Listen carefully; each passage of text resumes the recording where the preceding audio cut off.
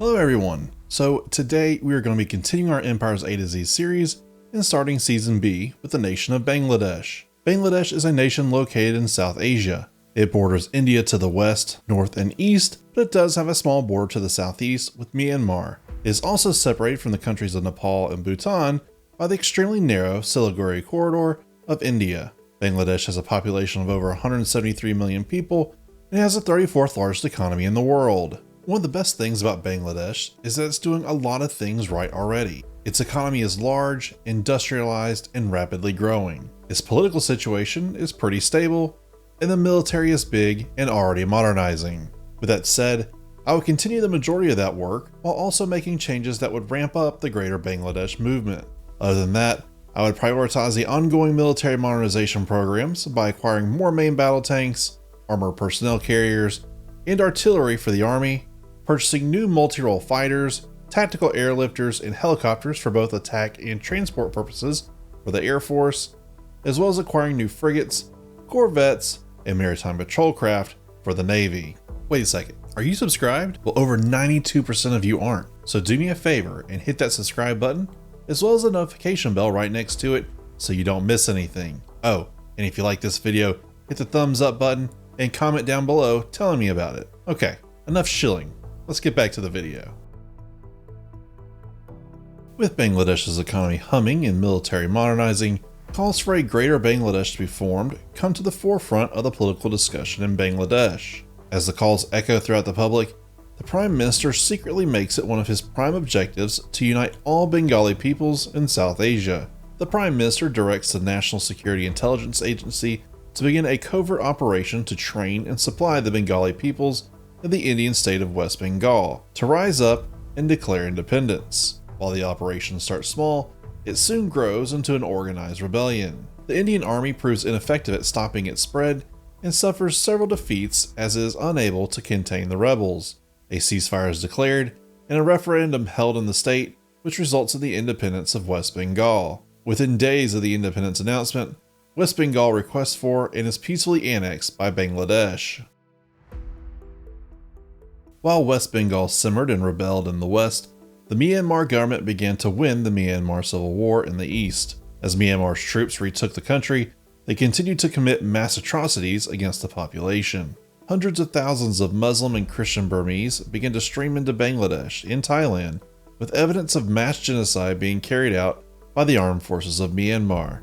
Myanmar denies these claims, but Bangladesh's National Security Intelligence Agency confirms a mass grave in Arakan state. With the Bangladeshi public in an uproar, Bangladesh declares war on Myanmar. The Bangladesh army crosses the border and pushes down the coast to take the city of Sitwe. From there, they push on to An, where the first major battle of the war takes place. Bangladeshi forces win the engagement and force Myanmar's army to retreat. With the enemy falling back, Bangladesh advances to the Irrawaddy River at Magway, but they arrive too late to stop the defenders from blowing the bridges in the region. Unable to cross, Bangladeshi forces begin pushing up and down the western banks of the river. They take Moniwa and Hakka to the north, as well as Kiangan and Patin to the south, but they still can't find a way to cross the river. This changes when Bangladesh's paracommandos launch an attack and take the Tigyang Bridge in the north. With the bridgehead secured, they begin pushing south and engage the army of Myanmar for a second time north of Mandalay. Despite bloody street-to-street fighting, they take the city and advance into the significantly more inhabited regions of the East Irrawaddy River Valley. Bangladesh takes Magway from the north and takes Phye not long after. They slowly advance onto the capital of Naypyidaw, but find the capital defended by only a token force as the government of Myanmar evacuated to Yangon. With the writing now on the wall, Thailand joins in the war and invades southeastern and eastern Myanmar. Thailand takes Malamyan and Myek. The Bangladeshi and Thai navies work to bomb the Myanmar Navy in its primary port at Yangon, ensuring that the government does not escape the country. Both nations' armies push on and enter Yangon from the north and east. In more bloody street fighting, they advance on the Secretariat building, forcing the capitulation of the nation. The peace conference is held in Beijing, where Myanmar is split. Thailand takes the lands east of the Tanlin River, while Bangladesh gets the lands west of the river, which is the majority of Myanmar. Following the war with Myanmar, The National Security Intelligence Agency begins sending more weapons and training to rebel groups in India's new exclave region. Unfortunately, the mission is compromised when a rogue agent turns over the information to the Indian authorities. Outraged, India declares war on Bangladesh with the intention of retaking the Siliguri corridor. Indian forces waste little time in their invasion as they push into western Bangladesh. They take Purulia and Kishanganj before pushing on to take Bankura and Karajpur. Learning from the war with Myanmar, Bangladeshi forces begin destroying bridges across multiple rivers in West Bengal to halt the Indian units. To the north, they fight a decisive battle at Siliguri and keep the pass closed off to Indian forces. Back east, Bangladeshi army units invade the Assam and Tripura regions, taking Guwahati, Shillong, and Impal. Rebels in the region align with Bangladesh and help quickly capture the region. Meanwhile, the Western Front falls into a stalemate, as India cannot cross any of the rivers. India attempts to blockade Bangladesh in the northern Bay of Bengal, but the Bangladeshi Navy and Air Force deal a major blow to the Indian Navy, sinking several Indian capital ships. In the aftermath, Bangladesh paracommandos drop on Port Blair in the Andaman Islands and take the island chain. This allows Bangladesh to put anti-ship missiles on the islands and secures the Andaman Sea for Bangladeshi shipping. Seeing an opportunity to set India back a peg, Pakistan declares war on India. Pakistani forces push into Indian-occupied Kashmir and begin to make gains into Gujarat. Forced to now defend on two fronts, India withdraws half of their units from the front with Bangladesh.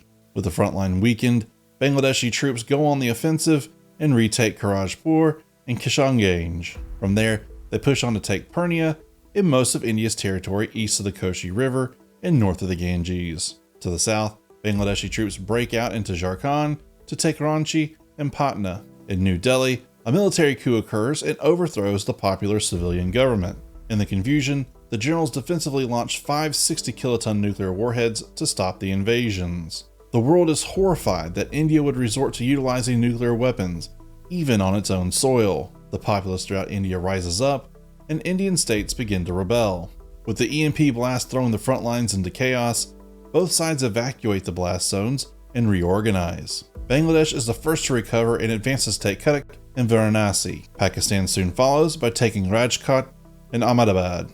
At this point, calls for peace echo from around the world as several nations threaten to intervene. A ceasefire is declared between India, Bangladesh, and Pakistan, but the civil war wages on. After a few years, a ceasefire is declared and a giant peace conference is held in London, where the Indian subcontinent is changed forever. Pakistan gains the Kathiawar Peninsula and full control over Kashmir, as well as all the Indian territory north of the Sutlej River. Bangladesh gains all the territory north of the Brahmani River, as well as the territory east of the Sank, North Koel, Son, and Koshi rivers. India splits into multiple nations. To the south is the reformation of the Kingdom of Mysore and Republic of Karnataka.